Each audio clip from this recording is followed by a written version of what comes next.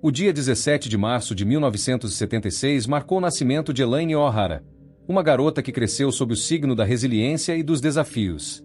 Filha de Frank e Aileen O'Hara, ela nasceu em Dublin, Irlanda, e desde cedo demonstrou ser alguém de coração gentil, sempre disposta a enxergar o bem nas pessoas. No entanto, sua vida foi marcada por dificuldades que moldaram profundamente sua personalidade e trajetória. Elaine enfrentou um turbilhão emocional desde a infância. Aos 15 anos, perdeu uma amiga próxima em um trágico acidente de carro, um evento que abalou sua jovem mente e deixou marcas irreparáveis. Além disso, sofria constantemente com bullying na escola, onde sua dislexia e problemas de comunicação tornavam-na alvo fácil para zombarias. Esses fatores, somados a uma predisposição genética para condições psiquiátricas, levaram-na a lutar contra a depressão, ansiedade e automutilação durante grande parte de sua vida. A morte de sua mãe, Aileen, em 2002, foi outro golpe devastador. Aileen havia sido seu maior suporte emocional, especialmente nos momentos mais difíceis. Sem ela, Elaine mergulhou ainda mais em sua vulnerabilidade, enfrentando crises de saúde mental que resultaram em múltiplas internações e tentativas de acabar com sua própria vida. Apesar disso, ela mantinha um sonho: seguir os passos da mãe e se tornar professora. Inspirada pelo exemplo materno, trabalhava como assistente em uma creche e estudava à noite, determinada a alcançar seu objetivo. Mas a vida de Elaine não era apenas marcada por suas lutas. Ela também tinha um lado sensível e confiante, muitas vezes infantil em sua ingenuidade. Era do tipo de pessoa que contava sua história inteira para um estranho, incapaz de ver maldade nos outros. Sua busca por aceitação e amor a levou a explorar relacionamentos complicados, incluindo dinâmicas de dominação e submissão no contexto do BDSM. Essas experiências, embora inicialmente parecessem uma forma de expressão pessoal, acabariam por colocá-la em situações perigosas. No dia 22 de agosto de 2012, Elaine desapareceu após sair de casa em direção a um festival de voluntariado. Seu paradeiro permaneceu um mistério até setembro de 2013, quando seus restos mortais foram encontrados em uma floresta remota. Antes de seu desaparecimento, Elaine parecia estar em um momento mais estável de sua vida, mas na realidade, sua saúde mental ainda era extremamente frágil. Apesar de estar animada com os planos de trabalhar como voluntária no festival Tall Ships e de ter demonstrado melhoras após seu tratamento anterior, ela carregava consigo um peso emocional que poucos podiam perceber. Internamente, Elaine lutava contra pensamentos sombrios e recorrentes sobre o fim de sua própria vida. Ela havia expressado repetidamente a ideia de que não pertencia a este mundo, revelando inclusive detalhes preocupantes, como o fato de possuir uma corda em casa com a intenção de usá-la para tirar sua própria vida. Esses pensamentos, somados ao seu histórico de depressão severa, automutilação e tentativas anteriores de acabar com sua vida, eram sinais claros de que ela ainda estava em um estado vulnerável. Sua família, ciente dessas dificuldades, continuava a oferecer apoio, mas sabia que Elaine precisava de cuidados profissionais constantes. Foi por isso que, no dia 21 de agosto de 2012, Elaine foi internada novamente em uma instituição psiquiátrica. A decisão foi tomada após avaliações médicas que indicaram que ela estava em risco iminente e precisava de um ambiente seguro para estabilizar suas emoções e receber o tratamento intensivo necessário. Como já dito anteriormente, após a morte de sua mãe em 2002, Elaine entrou em um período de intensa turbulência emocional. Nos anos seguintes, ela enfrentou múltiplas crises de depressão e ansiedade, que resultaram em várias internações em hospitais psiquiátricos. Durante sua estadia no hospital psiquiátrico, ela havia expressado pensamentos sobre atentar contra si mesma. Apesar disso, os médicos sentiram que o tratamento havia surtido efeito, e Elaine parecia estar em um estado mental melhor ao receber alta. Ela estava animada com os planos para o futuro, especialmente porque no dia seguinte começaria seu trabalho como voluntária no festival Tall Ships, um evento anual que celebrava navios históricos e atividades marítimas. Ao sair da instituição no dia 22 de agosto de 2012, ou seja, um dia após ser internada, Elaine encontrou-se com seu pai, Frank, e juntos foram ao cemitério visitar o túmulo de sua mãe, Aileen, que havia falecido 10 anos antes. Era um ritual importante para Elaine, que sempre encontrava conforto na presença de sua mãe, mesmo que apenas simbolicamente. Durante a visita, ela parecia tranquila, mas também refletiva. Após deixar flores no túmulo, pai e filha retornaram ao apartamento de Frank, onde Elaine passou algum tempo com a família. Ela brincou com sua sobrinha, conversou com Sheila, a namorada de Frank, e demonstrou entusiasmo com os preparativos para o festival. Mais tarde, Elaine decidiu voltar para seu próprio apartamento, localizado a poucos minutos de distância. Antes de partir, ela avisou que iria dormir cedo para estar descansada no dia seguinte. Ainda naquela tarde, ela parou em uma farmácia para pegar suas medicações e até comentou com o farmacêutico sobre a possibilidade de pagar a conta assim que recebesse seu próximo salário. Esses detalhes, aparentemente triviais, mais tarde se tornariam cruciais para entender o que aconteceu nas horas finais de sua vida. As câmeras de segurança do prédio de Elaine capturaram-na entrando em seu apartamento às 16h05. Ela parecia calma, carregando algo na mão, um objeto que não era seu iPhone habitual, mas outro telefone, desconhecido para sua família. Pouco depois, às 17h02, as câmeras mostraram-na saindo novamente. Ela retornou brevemente alguns segundos depois, como se tivesse esquecido algo, e então partiu definitivamente às 17h05. Esse foi o último registro visual de Elaine O'Hara com vida. Enquanto caminhava, Elaine cruzou o caminho de Connor, um homem que costumava correr pelo Parque Shanganagh todos os dias. Ele lembrou-se de vê-la por volta das 17h40, quando ela lhe perguntou sobre a localização de uma ponte ferroviária próxima. Sua postura e comportamento chamaram a atenção de Connor, que a descreveu como distante e agitada. Ele apontou a direção da ponte e seguiu seu caminho, sem imaginar que aquela seria a última interação de Elaine com outra pessoa. Na manhã seguinte, Sheila tentou contato com Elaine, enviando uma mensagem às 7h15 para lembrá-la de que passaria para buscá-la. Não obtendo resposta, ela ficou preocupada e foi até o apartamento de Elaine. Lá, encontrou a porta trancada e o celular de Elaine, seu iPhone, conectado ao carregador na cozinha. Isso era incomum, já que Elaine nunca saía de casa sem ele. Alarmados, Sheila e Frank decidiram investigar mais a fundo. Eles perceberam que o carro de Elaine estava estacionado no cemitério, próximo ao túmulo de sua mãe, mas dela não havia nenhum sinal. A polícia foi acionada e iniciou as buscas imediatamente. No carro de Elaine, encontraram itens pessoais, incluindo sua carteira de motorista e um carregador incompatível com seu iPhone, um detalhe intrigante que levantou suspeitas sobre a existência de um segundo telefone. As buscas se concentraram no cemitério e nas áreas próximas, mas nada foi encontrado. Testemunhas relataram ter visto Elaine chorando descontroladamente ao lado do túmulo de sua mãe na tarde de seu desaparecimento, o que reforçou a hipótese inicial de suicídio. A falta de pistas concretas e o histórico psiquiátrico de Elaine levaram as autoridades a considerar que ela poderia ter tirado a própria vida. Em 2013, ou seja, quase um ano após o desaparecimento de Elaine, o caso foi temporariamente arquivado, deixando sua família angustiada e sem respostas. No entanto, essa decisão mudaria drasticamente em setembro do mesmo ano, quando novas evidências surgiram.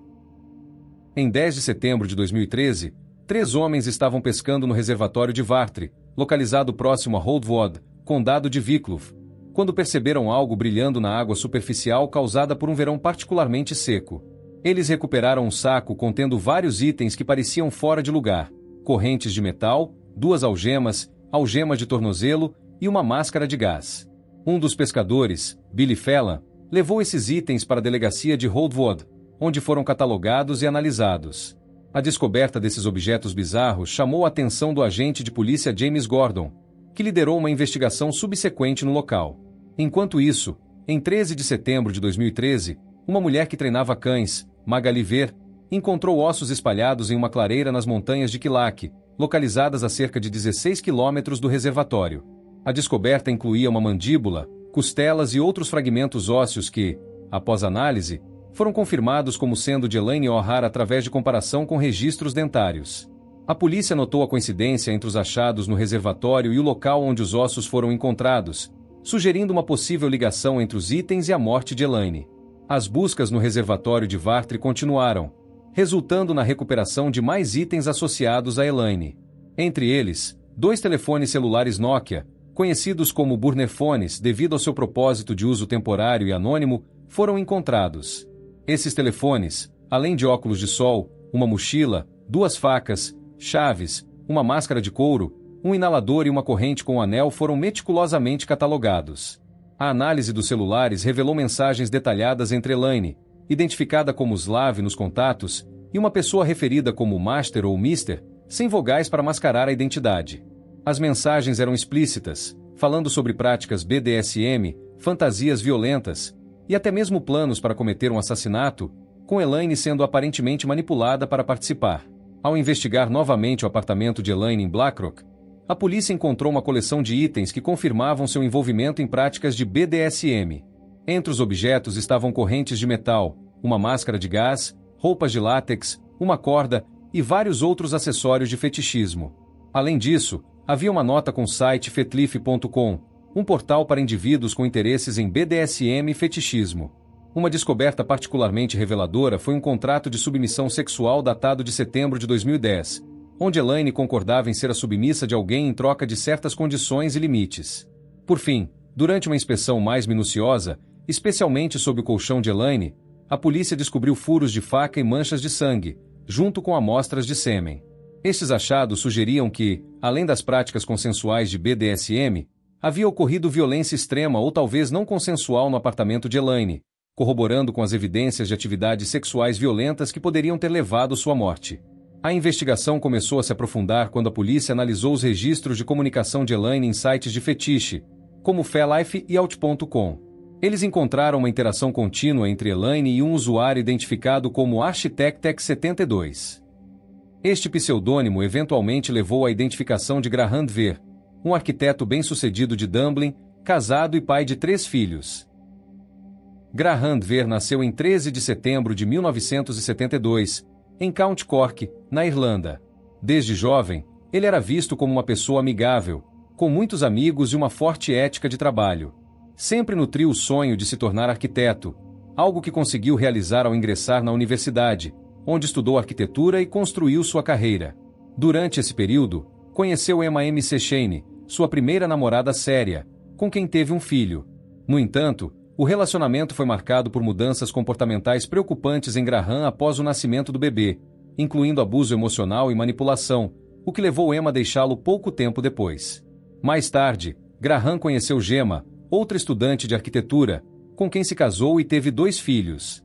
Ele parecia levar uma vida aparentemente normal e próspera. Era diretor de uma firma renomada, possuía carros esportivos e mantinha hobbies como a construção e pilotagem de aeromodelos. No entanto, essa imagem pública de sucesso e estabilidade contrastava com aspectos ocultos de sua personalidade, que começariam a vir à tona conforme a investigação avançava.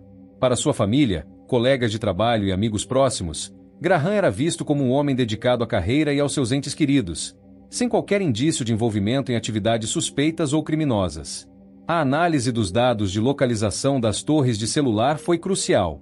Revelou que um dos celulares Nokia utilizado por Master havia pingado de torres em Galway e depois em Dublin no mesmo dia, um percurso que coincidia com a rota do carro de Graham Dver, um Audi Twitter azul registrado em seu nome. Este padrão de movimento foi confirmado por câmeras de segurança da estrada que capturaram o veículo de Dver na mesma região e no mesmo intervalo de tempo.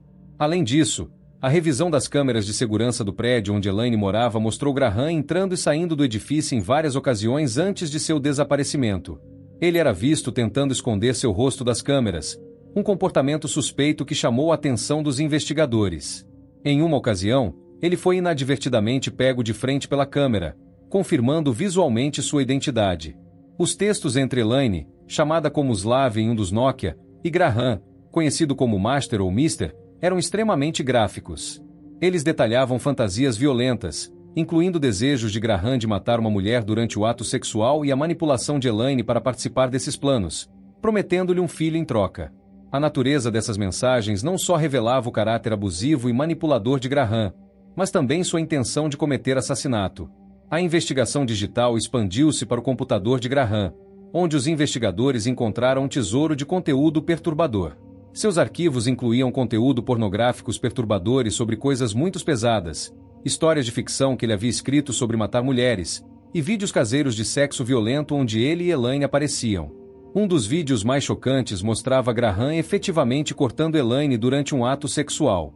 Com todas essas evidências acumuladas, a investigação começou a se fechar em torno de Graham Dver, culminando em sua prisão menos de 1 ano e meio após o assassinato de Elaine O'Hara. Graham Dver foi preso em sua casa em Dublin em 17 de outubro de 2013. A prisão foi realizada de maneira dramática, com uma grande quantidade de policiais cercado a residência para assegurar que ele não fugisse. A esposa de Graham, Gemma, estava presente na casa no momento da prisão, sendo informada sobre a situação apenas quando os policiais chegaram para efetuar a detenção. No dia 18 de outubro de 2013, um dia após sua prisão, Graham Dver foi formalmente acusado de homicídio premeditado baseado na vasta quantidade de evidências acumuladas durante a investigação. O julgamento começou no dia 22 de janeiro de 2015, e nele muitos detalhes foram revelados. Darcy Day, uma mulher americana que conheceu Graham Dver por meio de um site de fetiche, forneceu um depoimento crucial durante o julgamento, participando por videoconferência devido à sua localização nos Estados Unidos. Ela testemunhou que Graham havia compartilhado com ela fantasias semelhantes às que ele tinha com Elaine, incluindo planos detalhados e explícitos para acabar com a vida de Darcy. Darcy explicou aos jurados que Graham não apenas falava sobre essas fantasias, mas também tomava medidas práticas para prepará-las, como quando ele enviou diagramas anatomicos dos vasos sanguíneos do pescoço humano. Esses diagramas, de acordo com Darcy, eram parte de seu estudo para garantir que, ao cortar a garganta de uma mulher, ele não erraria os pontos cruciais. Seu testemunho foi fundamental para corroborar a narrativa de que Graham intencionalmente procurava vítimas vulneráveis, como Elaine e ela, que poderiam ser manipuladas para se encaixarem em seus desejos assassinos. Darcy também mencionou que, se não fosse pela distância geográfica entre eles, ela acredita que Graham poderia ter tentado matar a ela também, dado o nível de detalhamento e comprometimento com que ele discutia seus planos. A defesa de Graham Dver focou-se na ausência de uma causa de morte clara para Elaine O'Hara. Eles argumentaram que, devido ao estado avançado de decomposição dos restos mortais, não era possível determinar se Elaine havia sido assassinada, sugerindo alternativas como suicídio ou até mesmo um ataque por animais selvagens. A defesa também tentou explorar a história de saúde mental de Elaine, sugerindo que ela poderia ter se suicidado, apesar da falta de evidências físicas que suportassem essa teoria. A defesa alegou que as relações BDSM consensuais entre Graham e Elaine poderiam ter sido mal interpretadas, defendendo que Graham não tinha intenção de matar Elaine, mas que talvez um jogo sexual tivesse saído de controle. A promotoria, no entanto, refutou esses argumentos, enfatizando a manipulação emocional e psicológica que Graham exerceu sobre Elaine, especialmente considerando sua vulnerabilidade mental.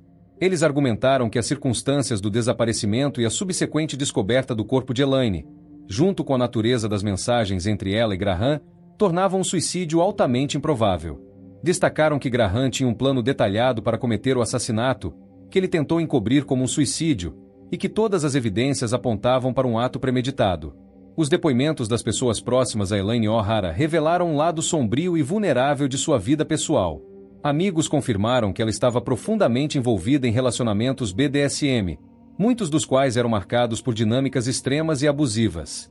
Uma amiga próxima relatou que Elaine havia mencionado estar em um relacionamento com um homem casado que gostava de cortá-la durante o sexo. Para provar isso, Elaine levantou sua blusa e mostrou à amiga várias cicatrizes recentes em seu abdômen. Cada corte tinha entre 3 e 4 centímetros de comprimento, indicando que os ferimentos não eram superficiais. Outro amigo descreveu como Elaine parecia fascinada pela ideia de ser dominada e submissa. Ela frequentemente falava sobre suas fantasias de ser amarrada ou confinada, inicialmente como algo inofensivo, mas que evoluiu para algo mais intenso e perigoso ao longo dos anos. Apesar de sua aparente aceitação dessas práticas, Elaine também expressava medo e desconforto em algumas ocasiões. Esses relatos contraditórios sugeriam que ela estava presa em uma relação tóxica, onde seu desejo por aceitação e amor a impedia de estabelecer limites claros. Esses testemunhos foram cruciais para os investigadores, pois ajudaram a construir um perfil comportamental de Elaine e destacaram sua vulnerabilidade emocional. Eles também reforçaram a hipótese de que ela havia se envolvido com alguém que explorava suas fraquezas para satisfazer seus próprios desejos violentos. Uma das testemunhas mais impactantes no caso foi Emma M.C. Shane, ex-namorada de Graham Dver. Emma revelou detalhes perturbadores sobre o relacionamento que teve com ele no início dos anos 2000. Ela explicou que, embora o relacionamento tivesse começado de forma normal, Graham começou a desenvolver um fetiche obsessivo por facas e violência sexual. Ele chegou a trazer uma faca para o quarto durante o sexo, fingindo esfaqueá-la enquanto mantinha relações íntimas. Embora nunca tenha realmente ferido Emma, o comportamento deixou marcas psicológicas profundas. Emma também contou que Graham falava abertamente sobre suas fantasias de matar mulheres durante o sexo. Ele dizia que queria experimentar o prazer supremo de ver sangue e sentir o poder de controlar a vida de outra pessoa. Essas conversas tornaram-se tão frequentes que Emma decidiu terminar o relacionamento e se mudar para longe, levando consigo o filho que eles haviam tido juntos. Ela admitiu aos investigadores que, na época, não denunciou Graham porque temia represálias, mas agora entendia o quão perigoso ele era. A família de Graham também contribuiu para a investigação, embora involuntariamente. Sua esposa, Gemma, inicialmente negou qualquer conhecimento sobre os hábitos secretos de seu marido. No entanto, posteriormente, ela admitiu ter notado comportamentos estranhos, como telefonemas constantes tarde da noite e ausência inexplicável de itens domésticos, como uma pá de jardinagem. Gemma revelou que Graham era obcecado por privacidade e frequentemente insistia em manter certos aspectos de sua vida completamente separados dela. Esses depoimentos ajudaram a pintar um retrato completo de Graham, um homem que conseguia enganar até mesmo aqueles mais próximos a ele, enquanto alimentava obsessões mortais em segredo. Uma das provas mais concretas contra Graham Dver veio da análise forense realizada no colchão de Elaine. Inicialmente, o DNA encontrado não correspondia a nenhum registro no Banco de Dados Nacional. No entanto, após a prisão de Graham, uma amostra de DNA foi coletada dele e comparada com as evidências recolhidas no colchão. O resultado foi conclusivo. O DNA de Graham coincidia perfeitamente com as amostras encontradas no colchão de Elaine. Isso não apenas confirmava que ele havia estado em seu apartamento, mas também sugeriu que os dois haviam mantido um relacionamento sexual marcado por violência. Embora Graham tenha tentado negar essa conexão durante o interrogatório, argumentando que poderia ter ocorrido consensualmente em outro contexto, a presença combinada de sangue e sêmen fortaleceu a narrativa de que os encontros entre eles eram tudo menos normais. Outra conexão física crucial surgiu quando uma pá de jardinagem foi encontrada perto do local onde os restos mortais de Elaine foram descobertos. A pá estava parcialmente enterrada no solo e inicialmente passou despercebida pelos investigadores. No entanto, uma análise mais detalhada revelou que ela pertencia a Graham Dver. A esposa de Graham, Gemma, confirmou em depoimento que aquela era de fato a pá havia desaparecido de sua casa. Ela não pensou muito nisso na época, presumindo que poderia ter sido perdida ou roubada. No entanto, a descoberta da ferramenta próxima ao corpo de Elaine levantou suspeitas de que Graham a havia usado para tentar enterrar os restos mortais após o assassinato. Embora não houvesse sangue ou outros vestígios biológicos na pá, possivelmente devido às condições ambientais, sua presença no local do crime foi considerada altamente incriminatória. Os promotores argumentaram que era improvável que a pá tivesse chegado ali por acaso, especialmente dada a proximidade temporal entre o desaparecimento de Elaine e o desaparecimento da ferramenta. A dor e o impacto emocional da perda de Elaine O'Hara foram palpáveis através dos depoimentos de sua família durante o julgamento. Seu pai, Frank O'Hara, ofereceu um testemunho comovente, descrevendo a batalha de Elaine contra a depressão, sua ingenuidade e como ela sempre via o melhor nas pessoas, o que muitas vezes a colocava em situação de vulnerabilidade. A família de Elaine, visivelmente abalada, também compartilhou suas angústias e perguntas sem resposta sobre os últimos momentos de Elaine. Um momento particularmente marcante foi quando a família articulou suas dúvidas e sofrimentos em uma declaração impactante. Nós provavelmente nunca saberemos o que aconteceu naquele dia, mas há perguntas que nos assombram. Quando Elaine percebeu que aquilo não era um jogo? Quando ela soube que a intenção era realmente matá-la? Entre os itens recuperados no reservatório de Vartre, vários objetos pessoais de Elaine foram encontrados, todos conectados diretamente a Graham. Entre eles estavam chaves com chaveiro da Dunes Stores, uma cadeia de lojas irlandesa conhecida por vender alimentos, roupas e artigos para o lar, que Elaine possuía provavelmente devido às suas compras regulares lá, incluindo a aquisição de suas medicações ou outros itens de uso diário, um cartão de fidelidade da loja, que ela usava para acumular pontos ou descontos em suas compras, e correntes metálicas pesadas. Quando questionada, a equipe da Dunes Stores confirmou que as chaves pertenciam a Elaine, enquanto análises forenses revelaram que os itens haviam sido manipulados por Graham. Essas conexões físicas, desde as chaves até os telefones, formaram uma cadeia incontestável de evidências que ligavam Graham ao crime. Após um julgamento de 9 semanas que prendeu a atenção de toda a Irlanda, o veredicto foi finalmente alcançado. No dia 27 de março de 2015, o júri anunciou sua decisão após mais de 8 horas de deliberação. A decisão foi unânime. Graham Dver foi considerado culpado do homicídio de Elaine O'Hara. Este veredicto foi o resultado de uma análise minuciosa de uma vasta quantidade de evidências, que incluía mensagens de texto explícitas, evidências físicas ligando Dver ao crime, vídeos caseiros de atos violentos com Elaine e depoimentos que pintavam um retrato sombrio de um homem com fantasias assassinas. A sentença veio logo após o veredicto. Graham Dver foi condenado à prisão perpétua. uma pena que refletia a gravidade do crime cometido e a premeditação demonstrada ao longo do caso. O juiz Tony Hunt, ao proferir a sentença, sublinhou a brutalidade do ato e a manipulação psicológica que Graham exerceu sobre Elaine, uma mulher vulnerável devido à sua condição de saúde mental. Hunt mencionou que Dver não mostrou remorso durante o processo judicial e que sua intenção era claramente matar Elaine para satisfazer suas fantasias sádicas.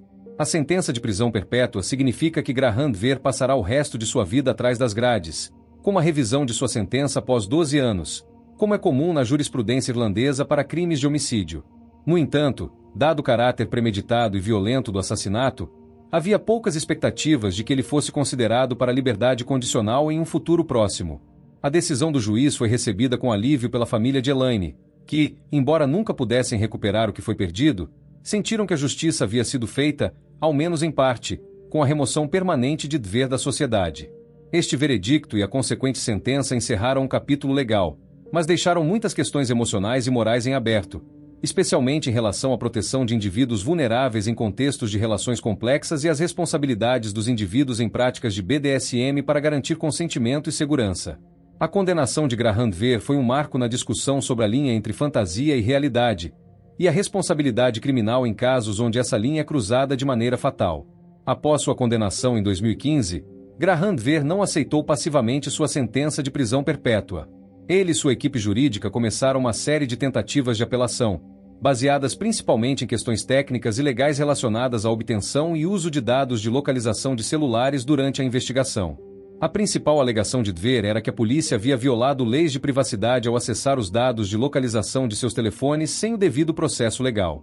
Esse argumento ganhou força em particular após uma decisão do Tribunal de Justiça da União Europeia em 2014, que reforçou a necessidade de mandados judiciais para acessar tais dados.